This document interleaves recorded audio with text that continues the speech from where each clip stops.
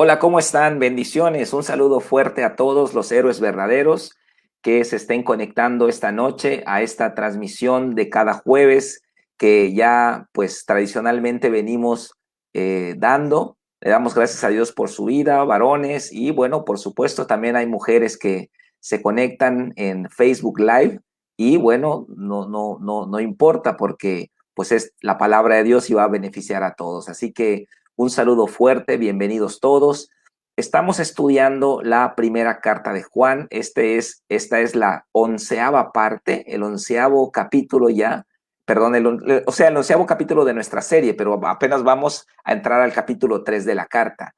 Estamos estudiando un estudio, valga la redundancia, un estudio expositivo, secuencial. Vamos verso por verso, línea por línea, palabra por palabra, y vamos viendo pues todo el contexto de la carta de Juan.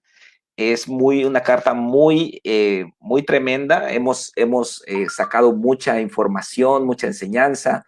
Así que yo le animo a los que no han estado en las sesiones anteriores que se conecten allá a mi canal de YouTube. Allá tenemos todas las series de las prédicas y también tenemos esta serie de 10 capítulos, ya están almacenados allá en el canal, y más el 11º que es el de hoy.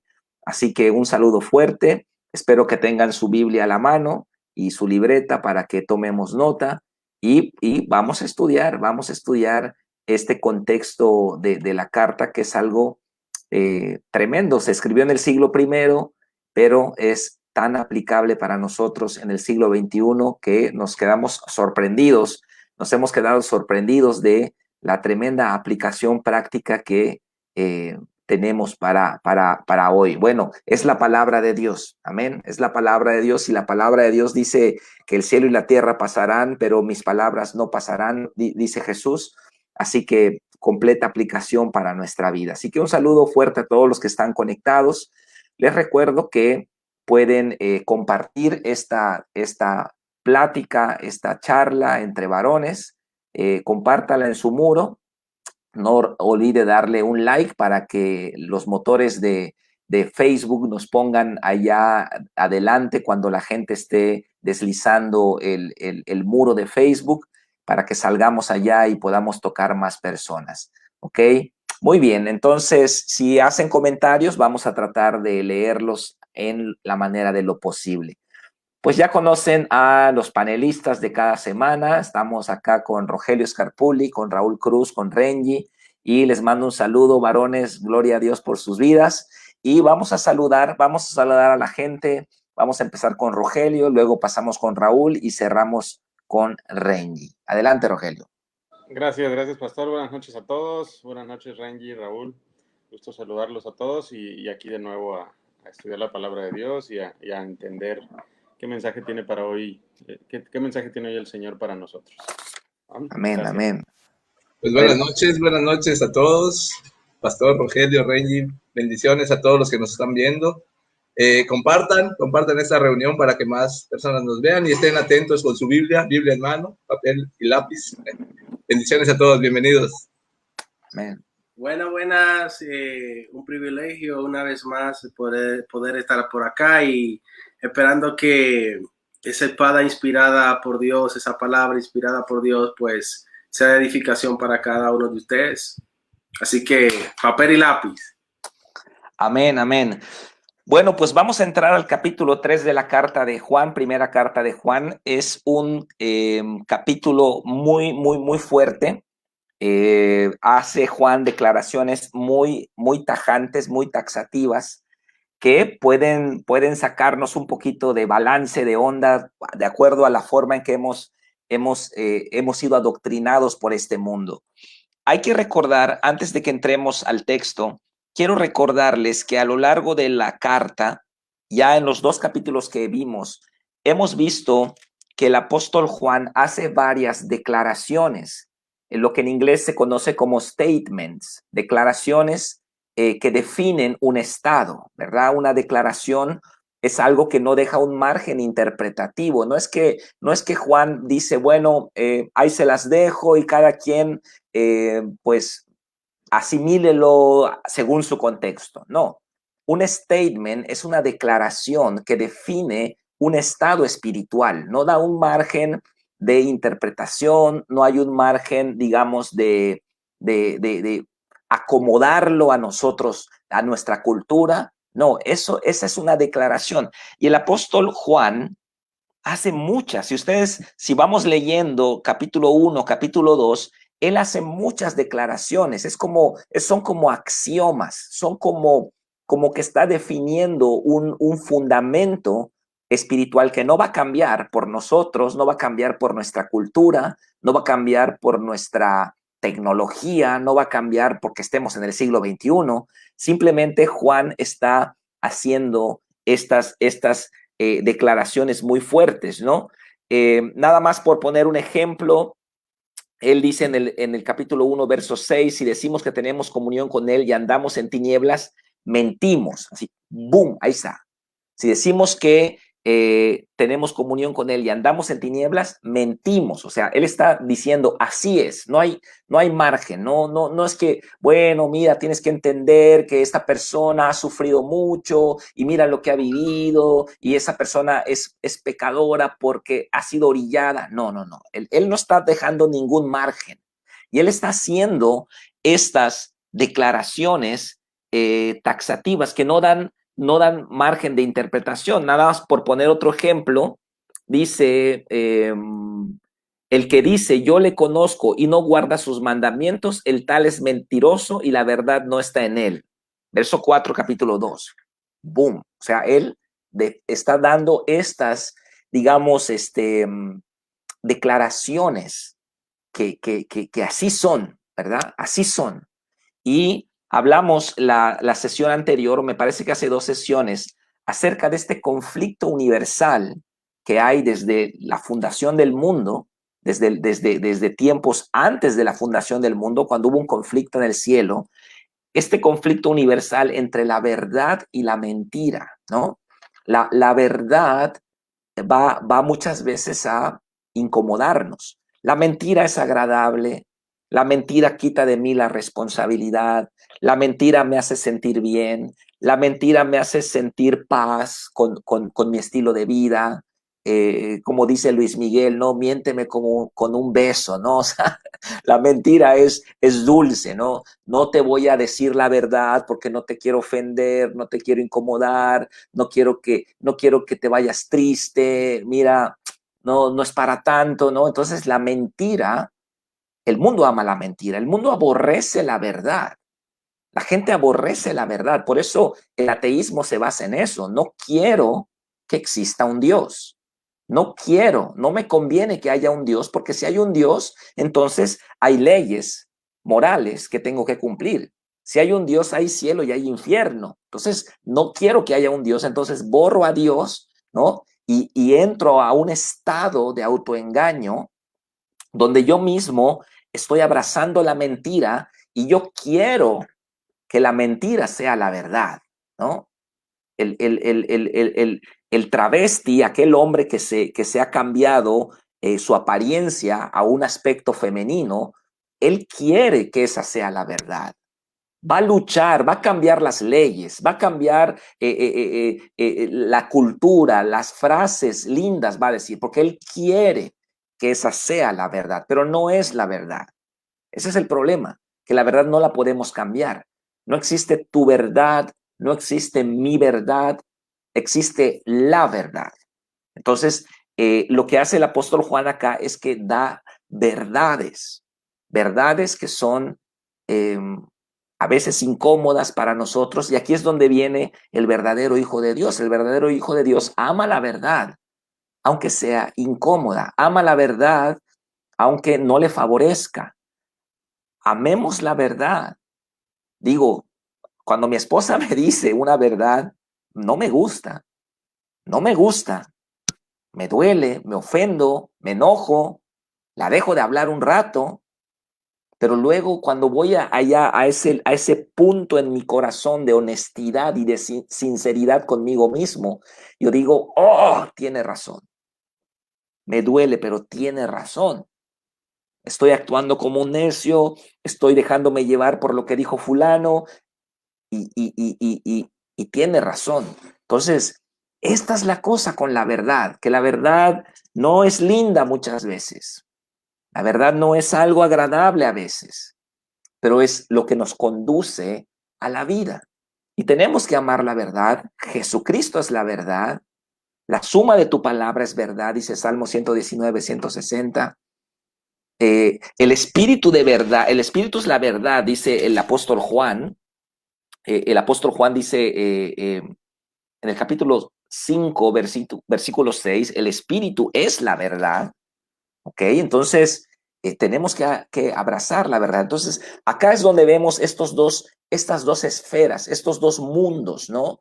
El mundo, el sistema de valores corruptos, anticristianos, ¿no? Que rigen la sociedad, y la iglesia que se supone debemos abrazar la verdad.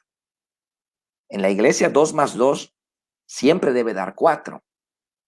No debe haber margen, que a veces da 3, a veces da 5, a veces da 8. No, en la iglesia 2 más 2 siempre da 4. En el mundo no, en el mundo hay relativismo. Entonces, estos statements, estas declaraciones que definen estados espirituales, abundan en la carta de Juan. Y la semana pasada estábamos, si quieres comentar algo, Renji, estábamos cerrando el capítulo 2 en el verso 28 y el verso 29. Encontramos en el verso 29 otra vez el apóstol Juan haciendo otro statement, otra declaración que va a definir un estado. Dice, si sabéis que él es justo, sabed también que todo aquel que hace justicia es nacido de él.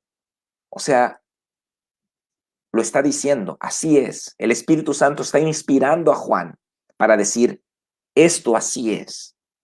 Nosotros los humanos somos relativistas. Nosotros vamos a ver un hermano que no hace justicia, ¿verdad? Vamos a ver un hermano que no quiere dejar su vida licenciosa, que sigue mintiendo, y nosotros vamos a justificarle. No, tranquilo, mira, no seas severo, mira lo que ha vivido, mira, no juzguemos, pues este hermano, o sea, vamos a tratar de como de alivianar la situación. Pero acá, por eso amo esta carta, porque esta carta nos dice, el que no hace justicia, el que hace justicia es nacido de él. Más adelante en el verso, en el verso 8 del capítulo 3 dice algo tremendamente grave, ¿no? Dice, todo aquel que es nacido de Dios no practica el pecado, porque la simiente de Dios permanece en él y no puede pecar porque es nacido de Dios. ¿Ok? Y dice, miren esto. El que hace justicia es justo como él es justo. El que practica el pecado es del diablo. O sea, me explico, lo define muy claro. Entonces, la carta nos va a ayudar a nosotros a ser objetivos también. Sí, perdemos mucho romanticismo con esto, perdemos mucho relativismo, vamos a parecer más tajantes, vamos a parecer menos tolerantes. Pero el punto importante es que Dios está reduciendo en nuestra mente y en nuestro corazón esa zona gris, y el creyente debe llegar a este punto de ver blancos y negros, y cuando hay algo negro, pues podemos ayudar mejor a la persona, ¿no? ¿Qué opinas de todo esto, Renji? El final del capítulo 2, nada más retomando lo que vimos la semana pasada, antes de entrar al capítulo 3, ¿cómo ves esto, hermano? Pues bien, es interesante la manera y la astucia que el enemigo siempre ha usado para distorsionar lo que Dios en la eternidad ha establecido. Cuando nosotros vamos al capítulo 3 del libro de Génesis y cuando la serpiente manipulada por Satanás comienza a conversar con Eva, y una de las cosas que el enemigo le dice a Eva para comenzar a conversar con Eva es lo primero que dice: con que Dios ha dicho, no comáis de todo árbol del huerto. Y comienza a meterle cizaña a Eva, y Eva comienza a pensar y a decir, pero ven acá, ¿por qué todo no?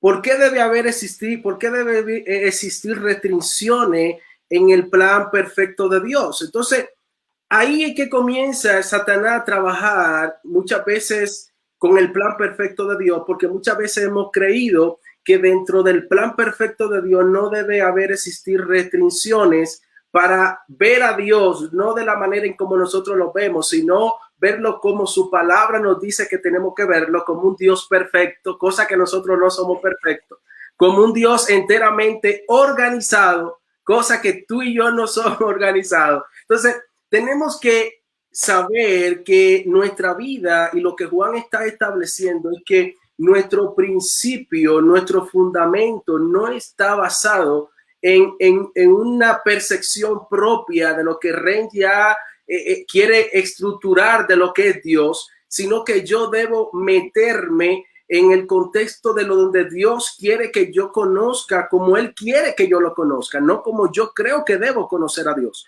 Porque una cosa es yo querer conocer a Dios desde mi perspectiva imperfecta y otra es conocer a Dios desde el punto perfecto como Él es. Entonces, Juan es interesante porque Juan lo que trae es enseñanza de que no tratemos de distorsionar la persona de Cristo, sino a sabienda que a través de Cristo conocemos al Padre y que no hay manera, no hay forma de nosotros caminar correctamente en los principios y preceptos de Dios, violando y querer distorsionar o apartar a Cristo de nosotros, el cual es el que nos conduce al Padre para vivir conforme a la voluntad del Altísimo. Amén. Me estaba acordando mientras hablabas, Renji, de ese canto que canta Rabito, este cantante argentino, ¿no? Tiene una canción muy, bueno, un poco antigua, que habla de la sinceridad, ¿no? Dice que Dios le pide a su iglesia sinceridad. Y muchas veces uno justifica, ¿no? El problema de los gnósticos, el problema de la gente que está atacando Juan en esta carta, es que ellos se creían santos, ellos espiritualizaban todo, ellos eran pecadores, altamente pecadores. Y yo creo que una de las más grandes aberraciones en el reino de Dios es no asumir uno su estado espiritual. Una de las más grandes aberraciones es creerse santo cuando uno es pecador. Jesús le dijo a los fariseos: las prostitutas y los recaudadores de impuestos van delante de ustedes al reino de Dios, porque ellos ya saben que son pecadores. Vino Juan, les predicó y se arrepintieron. Pero ustedes, los religiosos, todavía hay que convencerles. Todavía hay que convencerles de que ustedes no son autosuficientes delante de Dios. Entonces, el gnóstico va a autojustificarse, ¿no? Ah, no, yo peco porque así me educaron, me han orillado. Y él va a buscar siempre responsables, nunca va a asumir su responsabilidad. Entonces, en este contexto, todos nosotros venimos de allá, todos nosotros. Antes de Cristo, yo me sentía una persona buena. Yo decía, Dios a mí me va a salvar, soy buena persona, ¿no? Me invitaron a Cristo varias veces, rechacé. Yo decía, pues yo no soy tan malo como para ir al infierno, ¿no? Entonces uno se va a autojustificar. Y ese estado va a ponernos digámoslo de alguna manera, doblemente pecadores. Porque el pecador que se reconoce pecador, pues ya está a un paso del arrepentimiento, está a un paso de la salvación. Pero el pecador religioso, que se siente la persona más santa, se siente espiritual, él está lejos de Dios, está muy lejos de Dios. ¿Por qué? Porque él cree que la salvación está en él, cuando está en Cristo Jesús, fuera de él. Y por eso, ¿quién? Billy Graham dijo que el infierno está lleno de gente buena, gente que desde su perspectiva no eran tan malos para ir a ese lugar y nunca buscaron a Dios y murieron y fueron a ese lugar. O sea, tiene razón. El infierno está lleno de gente, entre comillas, buena. Gente que se creían buenas personas y nunca buscaron a Dios. Nunca buscaron la salvación fuera de sí mismos, donde realmente está la salvación, es decir, en Cristo. Y entonces, nosotros hemos salido de todo esto, ¿ok? Nos exhorta Juan a permanecer en él en el verso 28, estoy en el capítulo 2 todavía, a permanecer en él. ¿Por qué? Porque aunque ya somos cristianos nosotros, seguimos con nuestras inercias. ¿Qué es lo que a nosotros nos libra del engaño? La permanencia en Cristo, la permanencia en la palabra. Somos unos tremendos relativistas, somos humanistas, somos progresistas por naturaleza carnal, ¿no? Pero ¿qué es lo que nos libra de las corrientes tendenciosas de este mundo?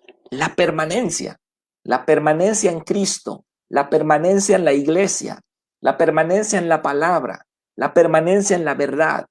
Esa es la clave del creyente, porque nosotros no somos mejores que los gnósticos, no somos mejores que los LGBTIQ y no sé cuántas letras más, no somos mejores que los mundanos.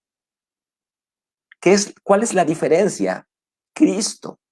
Cristo es la diferencia. ¿Y qué es lo que nos mantiene en el camino? La permanencia en Jesús. Si ustedes hagan un análisis de su vida, ¿cómo pensaban el año pasado?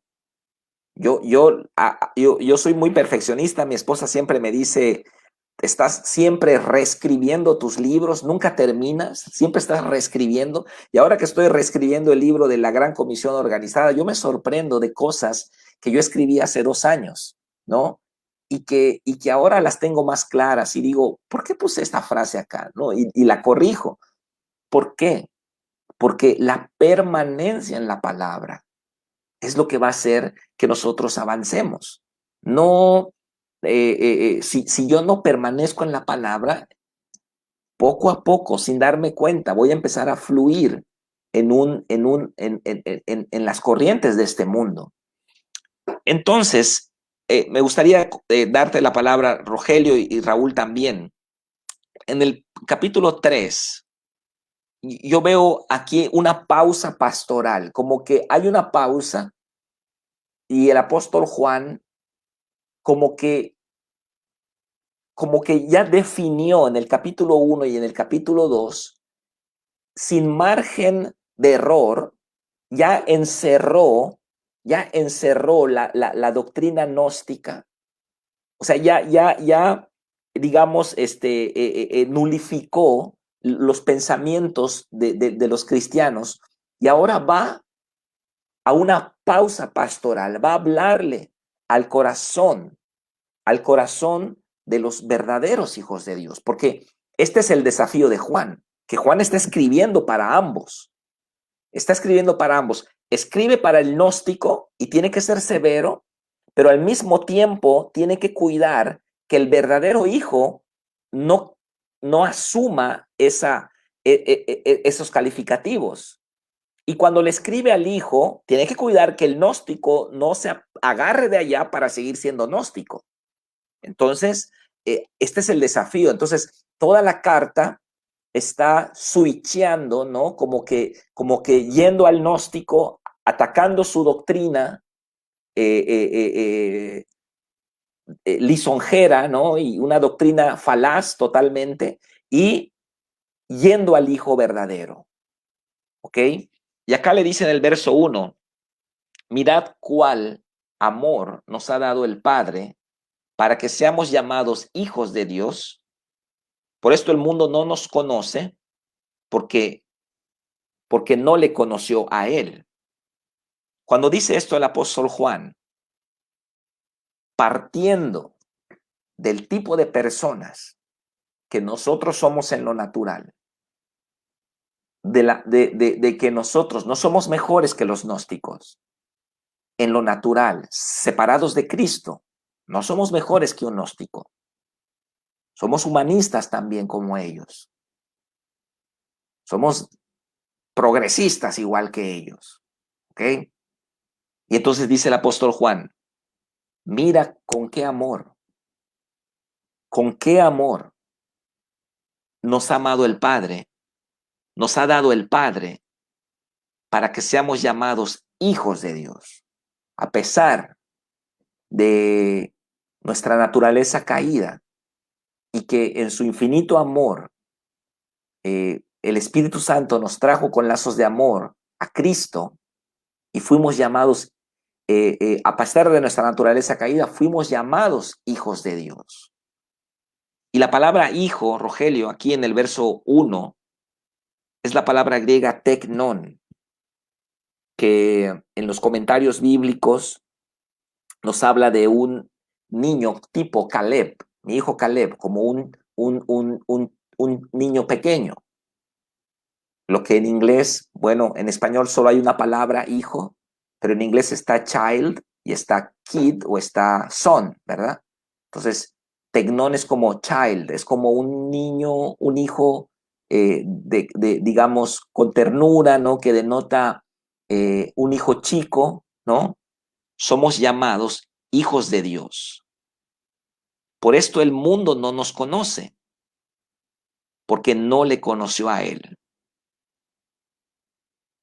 ¿Cómo ves esto, Rogelio? Y qué tremenda declaración está haciendo acá el apóstol Juan. Sí, sí, la verdad que es súper interesante. Antes de llegar hasta ahí, yo quisiera partir de algo que también me llama mucho la atención cuando dice, desde el principio, la primera palabra que utiliza y dice mirad, y a mí me llama mucho la atención cuando dice mirad, ¿no? Porque ¿a quién se lo dice?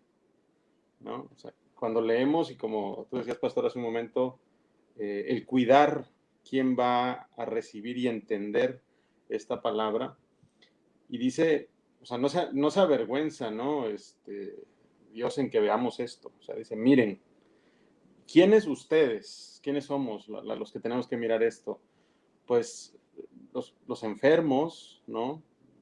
Los que somos, los que desconocen quizá de Cristo, los que viven en la oscuridad, los que pecamos, ¿no? O sea, miremos esto, ¿no? Primero. Y luego, lo que creo que pesa un montón es cuando dice que seamos llamados hijos de Dios. O sea, ¿quiénes son llamados hijos de Dios? O sea, para que alguien, o sea, tú a quién le dirías, tú puedes llamarme padre, ¿no? Tú vas a ser mi hijo, ¿no? Yo, por ejemplo, admiro mucho cómo en el caso de la casa hogar, pastor, ¿cuántos niños te dicen papá? ¿No? ¿Cuántos niños le dicen a la pastora mamá? ¿No? Y tú les diste esa oportunidad de que te llamen papá, ¿no? Y tú tienes un compromiso con ellos y se genera un vínculo con ellos, se abre un espacio. Y para mí es un ejemplo comparador de cómo Dios aquí nos dice a nosotros hijos también. Nos abre esa oportunidad, ¿no? Pero luego, Él tiene, yo creo, una gran compasión al hacer esto, pero también recuerdo que conecta cuando el Padre nos llama hijos en 2 Corintios 6:18, ¿no? Cuando dice, y seré para vosotros padre, y vosotros me seréis como hijos, ¿no? O cuando el Hijo también lo dice en Hebreos 2:11, no se avergüenza de llamarlos hermanos, ¿no? O cuando el Espíritu también lo dice, el Espíritu mismo da testimonio a nuestro espíritu de que somos hijos de Dios, en Romanos 8:16. Entonces, toda esa confirmación dentro del mensaje de Dios de que esto de llamarnos hijos es algo que va más allá de solamente la salvación, de un plan de salvación, ¿no? Es algo más grande, es algo más profundo, algo que tiene un sentido de bendición enorme, o sea, que no se puede explicar, ¿no? Y luego cuando tú hablas en esta parte donde nos llaman también hijos de Dios, es interesante ver, por ejemplo, en la Biblia no vemos que Adán, en alguna parte de la Biblia diga que Adán es hijo de Dios. O sea, no se menciona. No hay una mención, ¿no? Como tal. Y a nosotros nos da el derecho de ser llamados hijos de Dios, ¿no? Solo como una referencia de cómo a los creyentes, a los que creen en su Hijo, ¿no? A los que lo reconocemos como Salvador, nos da ese merecimiento. Pero también creo que hay mucho desconocimiento, ¿no? Porque a veces es tan simple pensar, pues sí, es como un padre y un hijo, o sea, ¿eso qué tiene de difícil, no? Sí, pero es un padre que nos ha adoptado, ¿no? Y nosotros como hijos recibimos el mensaje y a veces nos sentimos como adoptados, ¿no? No nos sentimos como hijos verdaderos. Y esa creo que es la gran diferencia, que nosotros debemos sentirnos como hijos verdaderos de Dios, ¿no? Y creo que ese es algo que uno va aprendiendo en el camino, en el ir conociendo a Jesús, en el ir entendiendo lo que Dios plantea como parte de conocerlo a Él, por todo esto que hemos estado viendo aquí en Primera de Juan, ¿no? Porque es claro, o sea, todos los que le recibieron, a los que creen en su nombre, les dio potestad de ser hechos hijos de Dios, ¿no? Lo vimos también en Juan 1:2 está. Creo que para mí es esa parte, a veces nos queda ese hueco de, sí, Dios es mi Padre, pero yo soy su hijo. ¿Qué tanto de verdad creo que soy el hijo de Dios? O simplemente pasa por mi cabeza como una frase que no va más allá. Trillada, así es, que todos lo decimos, soy hijo de Dios, pero ¿de verdad lo crees? ¿De verdad lo vives cuando hablas con alguien? Cuando te para una patrulla en la calle porque cometiste una infracción y te dice que nos arreglemos, ¿no? Y en ese momento, bueno, pues más vale rápido, ¿no? Aquí lo arreglamos. No, o sea, en los detalles se ve, ¿no? Y creo que es ahí donde uno debe voltear a ver, hijo, de quién soy, ¿no? Entonces, creo que la vida en comunión con Cristo, la confianza en Dios, creo que es por eso por lo que el mundo nos va a conocer, ¿no? En esas partes en las que nosotros nos vemos probados y es el momento en que hacemos referencia a si de verdad creemos que somos hijos de Dios. Yo creo que ahí está el gran reto. Amén. La segunda parte del versículo, Raúl, dice, por esto el mundo no nos conoce. Aquí hay algo importante, porque no le conoció a él. O sea, el mundo con sus valores humanistas, ¿no? Con sus valores relativos, con sus valores cambiantes, convenencieros, y Dios con valores absolutos, con mandamientos, con principios definidos, ¿no? El otro día estaba escuchando que se ha sacado de la teología moderna en las iglesias, muchas iglesias se ha sacado los mandamientos. Bueno, la terminología, mandamientos de Dios ya no se utiliza mucho, y aquellos mandamientos prohibitivos que empiezan con la palabra no, ya no se usan, porque hay un estudio psicológico, ¿no? Por ejemplo, a los niños, bueno, según estos estudios seculares, obviamente no son cristianos, al niño no hay que decirle no. No le digas no, dile otra cosa, pero no le digas no. Entonces, este sacar los mandamientos, el mismo apóstol Juan dice, no améis al mundo. No, empieza con la palabra no. No améis al mundo. Entonces, el mundo va a chocar con Dios, con el reino de Dios, con la cultura de Dios, con la mentalidad de Dios. Y como decía Rogelio, nosotros somos hijos de Dios. O sea que esa mentalidad, esa cultura, esa forma de pensar absolutista debe estar en un hijo de Dios. Yo he escuchado a veces los líderes me dicen, ay, que fulano no lo vaya a ver porque es nuevo, no se vaya a espantar y se vaya de la iglesia. Yo le digo, no, que lo vea, que lo vea, que vea que acá en la iglesia no somos perfectos, porque el hijo ama la verdad. El hijo, o sea, uno se da cuenta cuando todo es un teatro, ¿no? Uno se da cuenta cuando todo es una falacia, todo es, o sea, se da cuenta. Entonces, el verdadero hijo le gusta la verdad y su principal característica es que él quiere ser corregido. El hijo verdadero, la oveja verdadera, ama la corrección, ama los mandamientos de Dios, porque el fruto principal de ser un hijo de Dios es querer hacer la voluntad de Dios. Por eso yo pongo en duda la salvación de una persona cuando no se quiere bautizar. Cuando una persona rehúsa bautizarse, posterga bautizarse, yo realmente dudo de la salvación de esa persona. O que una persona quiera formalizar su vida matrimonial, porque cuando salimos del encuentro, todos los hombres que están viviendo mal inmediatamente quieren componer su vida. Esa es la naturaleza de un hijo de Dios. Querer hacer la voluntad de Dios, querer seguir los mandamientos de Dios.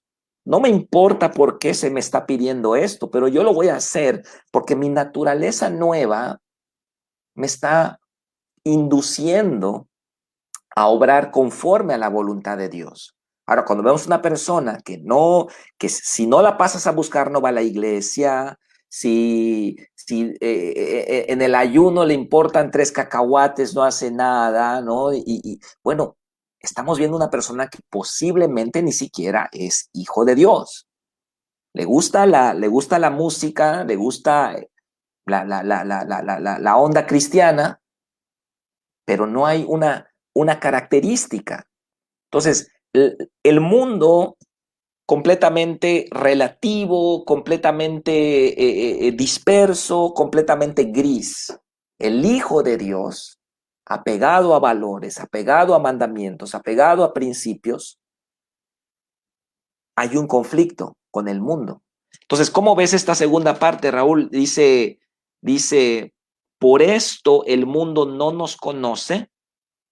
Ahora voy a buscar la palabra griega de conoce, porque no le conoció a él. ¿Cómo lo ves, Raúl? Bueno, lo que está diciendo el apóstol Juan, que el mundo rechaza, ¿verdad?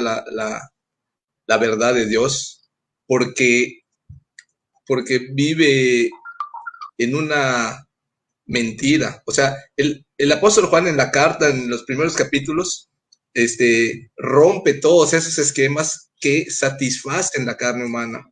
O sea, que el enemigo implantó de manera sutil, de manera silenciosa, y de manera sin que nadie se dé cuenta, metió dentro de la ideología humana, pues el estar bien, el estar cómodo, el estar tranquilo, no te preocupes, no pasa nada, una mentirilla, una mentira piadosa, ¿verdad? Entonces va acariciando la carne, la va apapachando para que la carne se sienta bien, para que no haya conflicto interior, porque la naturaleza del Hijo de Dios es que cuando comete un pecado hay conflicto interior. O sea, eso nos pasa. Por eso decía Pablo que mi carne hace lo que yo no quiero, ¿verdad? El pecado que yo no quiero hacer, eso hace la carne. Entonces hay un conflicto entre la carne y hacer la voluntad de Dios. ¿Por qué? Porque el Hijo de Dios busca hacer la voluntad de Dios, aunque el mundo y la corriente del mundo esté yendo en contra, pues el Hijo de Dios busca hacer la voluntad de Dios, aunque muchas veces pues fallamos, ¿verdad? Fallamos y cometemos errores, pero tenemos que ir corriendo a buscar la voluntad de Dios y buscar el perdón de Dios. Pero pues el mundo acaricia eso, anestesia al ser humano y muchas veces anestesia a los cristianos que conocen la verdad, pero ese sentirse bien con uno mismo, con lo que está haciendo, es lo que lo anestesia y lo pone de manera pasiva y lo aparta de Dios, ¿verdad? Entonces, como Jesús criticaba mucho a los fariseos, ¿verdad? Que dice que el fariseo cuando va a orar, o puso un ejemplo, ¿verdad? Que el fariseo que oró, dice, gracias a Dios que yo no soy como este pecador, ¿verdad? Gracias Dios porque no soy como este pecador. Pero el pecador no ni siquiera podía levantar los ojos al cielo. Y eso es lo que lo justifica, ¿verdad? Pero cuando somos engañados, somos envueltos, y lo dice el apóstol Juan en los primeros capítulos, cuando somos envueltos en eso, somos engañados, perdemos. Y en estos versículos del capítulo 3 dice, hijitos, no sean engañados, ¿verdad? Acuérdense, somos hijos de Dios y tenemos que buscar la voluntad de Dios, tenemos que buscar la verdad. El verdadero conflicto, yo creo que está entre la verdad y la mentira. ¿Por qué? Porque el hombre es engañado, porque no conoce muchas veces la verdad. Entonces, ¿por qué no conoce? ¿Por qué hay conflicto entre el mundo y el Hijo de Dios? Porque no quieren hacer la voluntad de Dios, ¿verdad? Todavía no tienen a Jesús en su interior, y muchas veces, pues no, o sea, critican al cristiano porque no está yendo con la corriente de este mundo, ¿verdad? Y pues ya vimos que a lo bueno se le llama malo y a lo malo se le llama bueno, y por eso no hay esa comunión o ese agrado entre un mundano hacia el que hace lo correcto, ¿verdad? Hacia el que hace la voluntad de Dios. Pues yo creo que ese es el punto, ¿verdad? Que el mundo acaricia el pecado, el mundo satisface la carne y no hay conflicto interior. Vamos a hacer lo que la carne dice, los deseos de la carne. Tú buscas ser feliz y lo demás no importa. Pero ¿dónde queda la verdad, verdad? Eso es lo que el mundo guarda, anestesia la verdad en el ser humano. Entonces, el buscar la verdad es hacer la voluntad de Dios, ¿verdad? Cuando recibimos al Espíritu Santo es cuando entra en nosotros ese conflicto interior para buscar hacer lo bueno. Como bien comentabas, cuando la persona no ha recibido a Cristo, pues no hay incomodidad entre su carne, ¿verdad? Entonces, pues él está tranquilo, él está en paz y no tiene conflicto interior. Entonces, él vive de acuerdo a lo que su carne, a donde lo lleve su carne, ¿no? Entonces es lo que tenemos que cuidar. Muchas veces como cristianos somos engañados, estamos anestesiados. El mundo nos hace pasivos para que no caminemos con Dios y no hagamos la voluntad de Dios muchas veces, ¿verdad? Pues es eso. Es espiritual. ¿Cómo lo ves, Renji? Porque dice, parafraseando un poquito, parafraseando, yo diría, el mundo no nos conoce, es la palabra ginosco, la palabra griega, reconocer, puede traducirse también en términos sociales, es reconocimiento, incluso puede denotar intimidad, ¿no? No nos conoce porque no le conoció a él, o sea, como que es espiritual, ¿no? Es espiritual. Si alguien no conoce a Jesús, y yo le estoy hablando de obedecer a Dios, o sea, no va a entrar, no va a haber un sentido de decir, oye, me estás diciendo algo correcto. O sea, como no hay como es algo espiritual, como no conozco a Dios, y tú me hablas de diezmar, me hablas de limpiar un baño en la iglesia, me hablas de que no puedo tener relaciones sexuales con mi novia antes del matrimonio, ¿dónde no entra eso, no? Entonces es espiritual. ¿Cómo lo ves tú, Renji? Pablo, en Romanos, capítulo 8, versículos 5 y 6, hay mucha gente que me dice, Renji, trata de hablar un poquito más lento para que la gente apunte. Bien, Pablo, el apóstol Pablo, en Romanos capítulo 8, versículos 5 y 6, aquí hay algo importante que vamos a conectarlo con lo que Juan también nos quiere enseñar en este momento, que yo también pienso, esto es muy espiritual y es un parteagua, como dicen ustedes aquí en México. Bien, dice el apóstol Pablo en Romanos capítulo 8, versículos 5 y 6, dice, porque los que son de la carne piensan en las cosas de la carne, pero los que son del Espíritu, con E mayúscula, dice, en las cosas del Espíritu, piensan. Y continúa diciendo, porque el ocuparse de la carne es muerte, pero el ocuparse del Espíritu es vida y también es paz. Hay algo importante y es que cuando la Biblia habla de muerte, no solamente está hablando de una extinción completa del hombre, sino que cuando la Biblia también habla de muerte, habla de separación. Entonces, cuando yo como cristiano no entiendo la revelación de la paternidad, yo creo que es una generación que ha estado creciendo con una mala información de la paternidad, porque partiendo de la paternidad natural, muchas veces muchos hijos, muchos de nosotros hemos crecido bajo una familia con una paternidad ausente. Entonces, cuando tú creces con una paternidad ausente, hay una formación como hombre que no se cuaja. Hay cosas que en ti no debieron hacerse simplemente porque no hubo un consejo paterno. Yo creo que también en la paternidad espiritual pasa eso. Yo creo que cuando nosotros también como cristianos y como creyentes en Cristo recibimos la revelación de la paternidad, nuestra identidad como cristiano es diferente.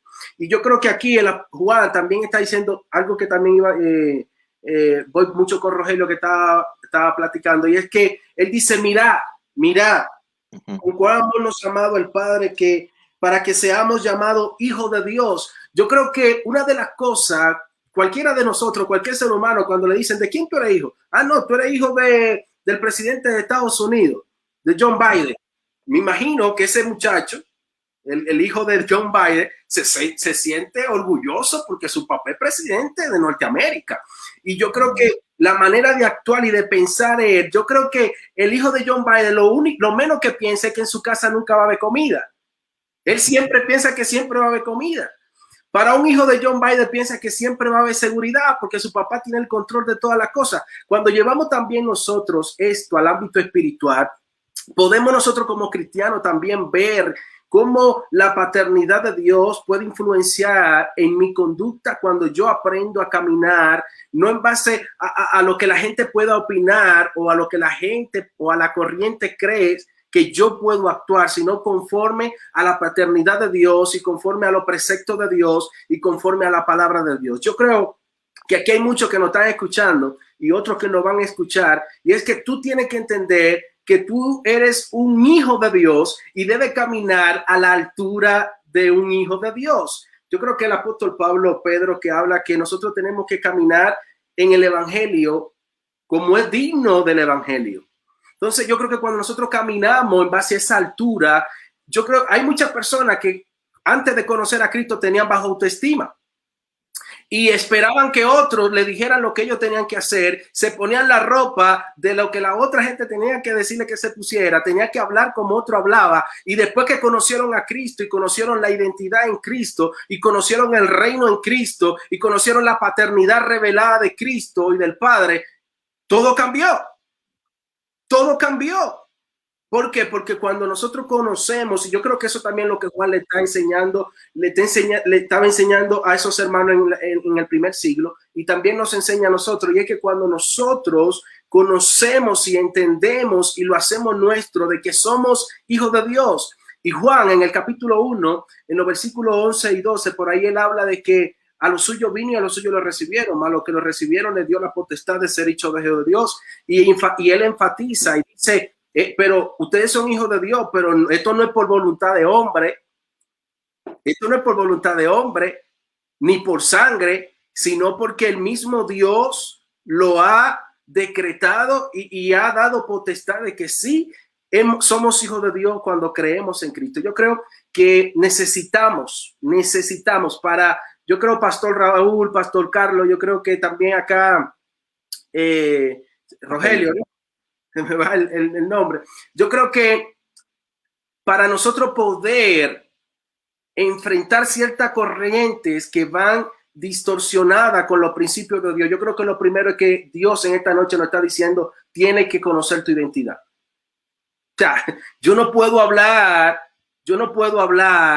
del reino de Dios cuando no sé de qué estoy hablando. Yo creo que es necesario que el pueblo de Dios tenga identidad de que tú eres un hijo de Dios y que tú representas a Dios. Y es como dice el apóstol Pedro, que somos una nación santa, pueblo escogido, real sacerdocio, nación santa, pueblo adquirido por Dios para que anunciéis las virtudes de aquel que nos llamó de la tiniebla a su luz admirable. Yo creo que cuando nosotros entendamos con cuál amor nos ha amado el Padre, que nos ha revelado la paternidad y nos ha dado la autoridad y ha decretado que tú y yo somos hijos de Dios, yo creo que eso va a haber un despertar en el espíritu y en el corazón de la iglesia para profesar y para vivir lo que el reino de Dios está expresando para este tiempo. Amén. Pues tremendo, ¿no? La identidad es la base, ¿no? La base, necesitamos regresar a las bases, a los fundamentos, a los cimientos.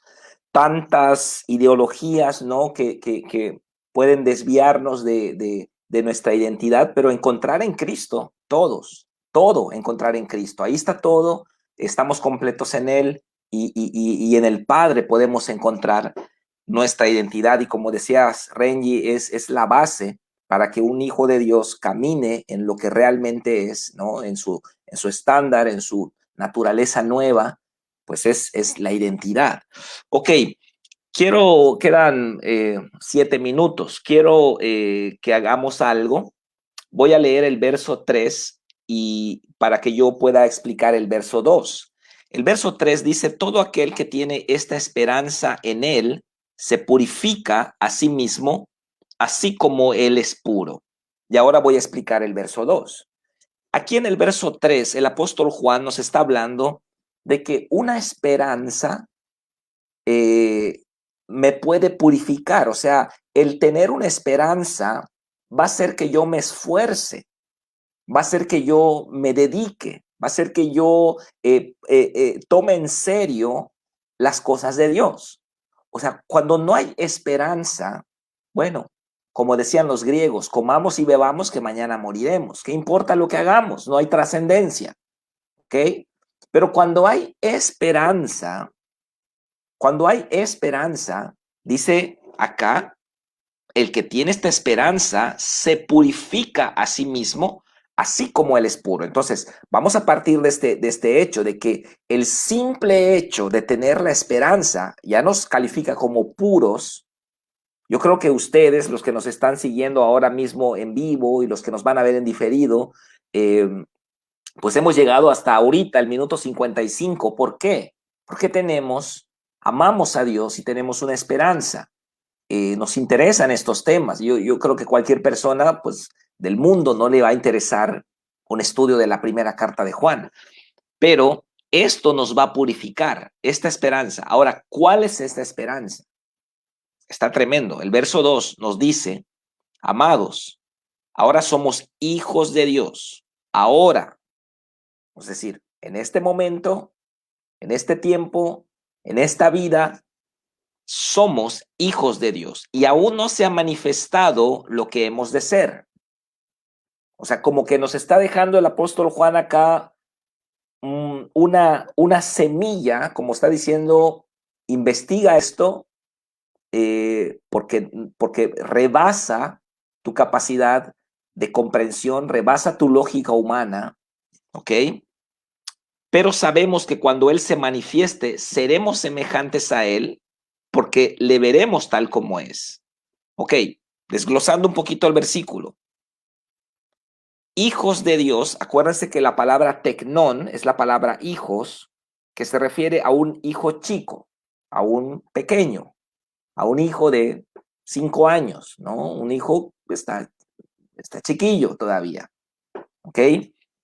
Un polluelo, un cachorro, no sé, como quieran llamarle, pero estando en el cuerpo, nosotros estamos completamente separados del reino de Dios en el ámbito físico. No miramos cara a cara a Cristo, no miramos a Dios, no miramos los ángeles ni los demonios. Estamos como en para la revelación del reino de Dios, somos como niños. Tenemos a Cristo, tenemos el Espíritu Santo. Hay chispazos de repente en nuestra vida donde tenemos una conexión con lo espiritual y son segundos y ya. Normalmente seguimos andando en el ámbito de la lógica, del razonamiento humano, y entonces la Biblia nos califica en términos espirituales, somos como niños. Mi hijo Caleb no entiende nada de finanzas, no entiende nada de pagos, no entiende nada de llevar una casa, de trabajar, de darle mantenimiento a un auto. Él agarra el control del clima, lo prende, agarra el control de la tele, lo prende y esa es su vida, ¿no? Es un tecnón, es un hijo. Pero dice acá, y esta es la esperanza que nos va a purificar, dice acá que no se ha manifestado lo que hemos de ser. O sea que vamos a hacer algo más allá que tecnones. Vamos a hacer algo más allá de lo que ahora somos, pero no se ha manifestado. Y dice también, pero sabemos, aquí está la esperanza, sabemos que cuando Él se manifieste, seremos semejantes a Él, porque le veremos tal como es. Seremos semejantes a Él. ¿En qué estado? En el estado glorificado. Cristo en su estado glorificado aparecía dentro de un cuarto cerrado, podía moverse a voluntad sin caminar, no tenía las limitantes físicas, aunque físicamente él no era un ser lumínico, era una persona normal, ¿no? Y comía con ellos allá en el mar de Tiberias, desayunó con ellos. Entonces, una persona normal, ¿ok? En términos físicos, aparentemente normal, pero en términos espirituales, un ser glorificado, una persona glorificada.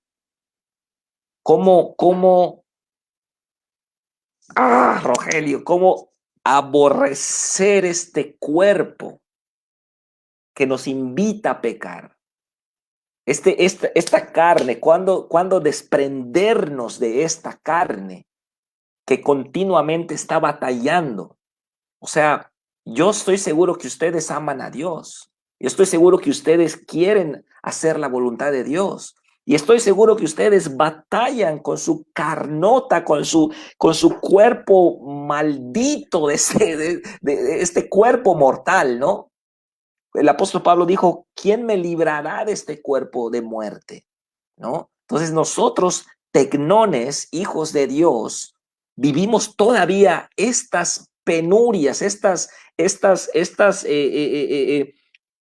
calamidades en la carne, ¿no? La tentación, la lujuria, la soberbia, todo esto batalla con nosotros y queremos ser liberados.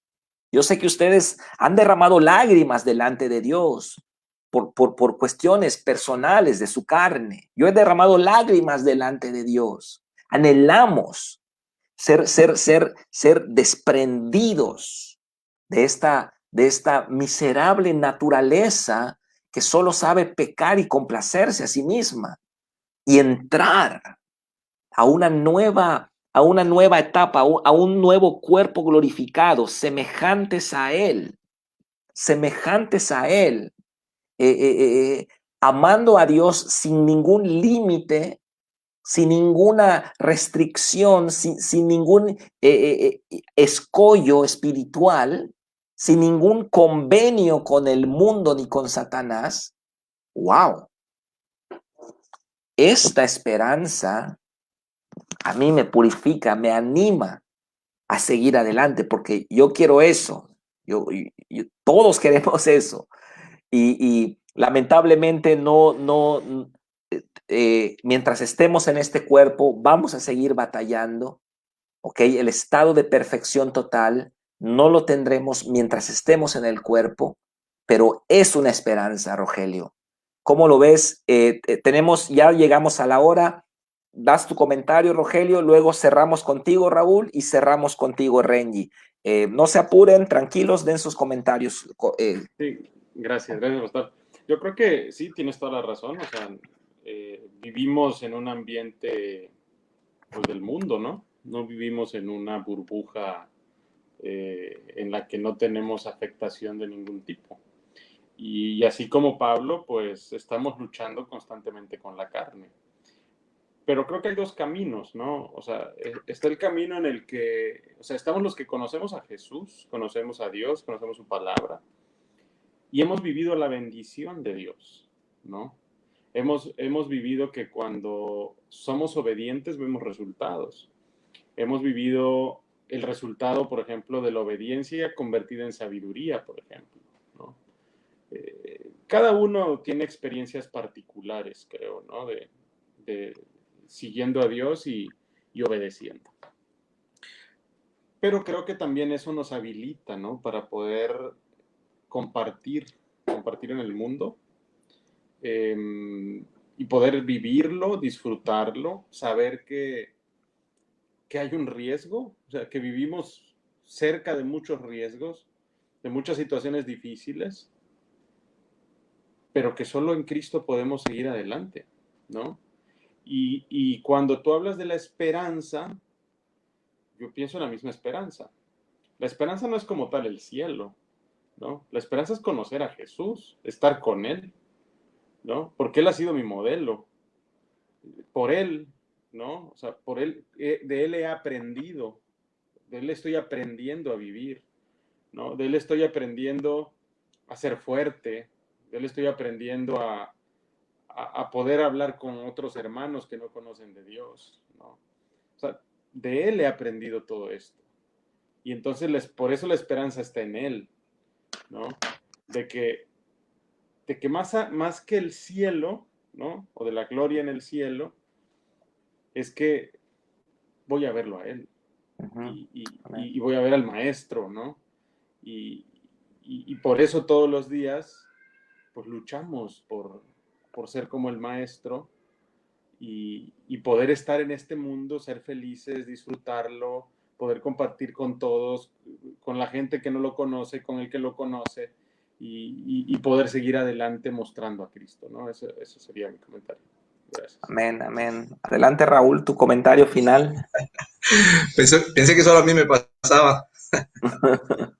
No, sí, el batallar con la carne es algo tremendo, es algo que pues es parte de donde el enemigo nos agarra, ¿verdad? Una vez que cometemos errores, que pues nuestro orgullo o nuestros ojos o nuestra mente nos hacen ofender a Dios y defraudar a Dios, pues el enemigo entra allá y empieza a decirnos, ¿no? Pues que no tenemos remedio y que volvimos a cometer el mismo error. Pero cuando tenemos la esperanza y cuando tenemos las promesas de Dios, cuando tenemos la mirada puesta en Jesús, no hay a dónde más ir. O sea, es ir a los pies de Jesús, es ir a donde está Él, a pedirle perdón una vez más, cada día, una vez más, y decirle gracias por su paciencia y gracias por su misericordia, porque esa esperanza es la que nos mantiene buscando hacer la voluntad de Dios a pesar de nuestra carne, a pesar de nuestros errores y de todos los pecados que cometamos. Es muy complicado muchas veces porque la Biblia dice que cuando David pecó, dice que Dios lo perdonó, pero por cuanto los enemigos de Dios se mofaron de él, o sea, yo asumo que los demonios, ¿verdad? Se mofan y se quieren burlar de Dios cuando uno de sus hijos comete un error. Y eso a mí me duele, ¿verdad? Me duele cuando yo cometo un error, pero sé que la esperanza y las promesas de Dios están ahí y pues yo me aferro cada día a ellas y y pues decirle a las personas que cada error que cometan, que no se aparten, que no, la culpabilidad no los aparte de Cristo, regresen a la iglesia, que regresen a los pies de Cristo. Cristo está ahí para perdonarnos y para que su bondad otra vez nos perdone. Su misericordia es infinita, su bondad su amor es inimaginable, ¿verdad? No podemos, no cabe en nuestra mente el amor de Dios para con nosotros, pero pues Dios conoce nuestra naturaleza y es ahí en donde nuestra voluntad va a Dios, nuestra voluntad tiene que ir a Dios, tiene que ir a arrodillarse delante de Dios y ese es, mientras estemos en este cuerpo, dice Pablo, esa es nuestra lucha, ¿verdad? Entonces, pues obviamente vamos a ir avanzando y evolucionando en esta área, pero pues seguimos batallando con la carne, con la vanagloria, con el orgullo, con el enojo, con los pleitos o con muchos otros errores, ¿verdad? Que cometemos cada día. Pero pues ahí está Cristo, ¿verdad? Esperándonos. Y el error más grande después de cometer un pecado es no ir a Cristo. Ese es un error más grande que el pecado que cometimos, ¿no? Entonces, como cristianos no podemos ser engañados, ¿verdad? Pues, ánimo, ¿no? Wow, tremendo, tremendo, tremendo comentario. Me da risa lo que dices porque todos pensamos que somos los únicos. Dice Raúl, pensaba que yo era el único. No, no, todos atravesamos nuestras luchas en distintas áreas, pero pues ahí estamos. Adelante, Renji, con tu conclusión. Sí, sí, realmente sí, interesante. Es que ya para culminar, es importante ese mismo apóstol Pablo que en Romanos capítulo 7, versículos 17 y 18, habla de que del pecado que mora en él y de que el único que puede librar ese cuerpo pecaminoso y que va cada día direccionado al pecado, el único que lo puede librar, Cristo. Y Pablo dice en Gálatas capítulo 2, versículo 20, dice, con Cristo he sido crucificado y ya no soy yo el que vive, sino que Cristo vive en mí. Y la vida que ahora vivo en la carne, la vivo por fe en el Hijo de Dios, el cual me amó y se entregó a sí mismo por mí. Yo creo que es parte de nosotros como creyentes, como cristianos, de que aún estamos en la tierra, aún estamos en la carne. El mismo Jesús le dice al Padre, yo no te pido que lo quites del mundo, sino que lo guardes del mundo. Y es interesante de que tú y yo tenemos que aprender a vivir en la fe del Hijo de Dios, de que vayamos nosotros de la mano con el Hijo de Dios para poder alcanzar victoria a pesar de nuestras debilidades. Por eso el mismo Dios le dice al apóstol Pablo, mi poder, escuchen esto, mi poder se va a perfeccionar en tu debilidad. Así que muchas veces hay ciertas aflicciones, hay ciertas luchas que tú y yo vamos a tener, pero algo que tú nunca debes olvidar es que cuando tú vayas a correr en base a lo que tú estás pasando, los brazos que te están esperando son los brazos de Cristo, y el cual Él te va a decir, oye, yo sé que está pasando por ese proceso, yo sé que es difícil, pero conmigo la cosa es distinta, así que mi poder se va a perfeccionar en tu debilidad. Así como el apóstol Pablo decía, lo que ahora vivo en la carne, yo lo vivo en la fe del Hijo de Dios. Así que yo te invito,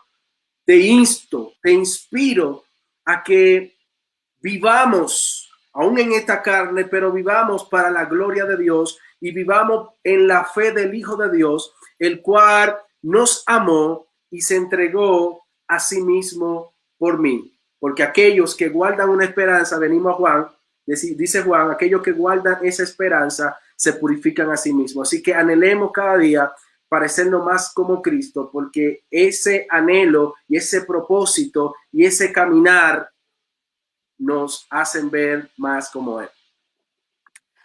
Amén, amén. Claro que sí. Anhelemos ese estado de perfección total. Anhelemos la resurrección de los muertos, nuestro cuerpo glorificado. Y wow, vamos a purificarnos con esa esperanza. Gracias a todos por haberse conectado esta noche. Sabemos que es una carta muy rica, llena de mucha enseñanza, mucha verdad, mucho jugo que sacarle y bueno, estamos avanzando centímetro a centímetro porque realmente hay mucha tela de donde cortar y hay mucha información y pudiéramos abundar más, ¿no? Pero pues es muy interesante y pues yo le pido al Señor que esté siendo una bendición para ustedes esta carta, esta enseñanza.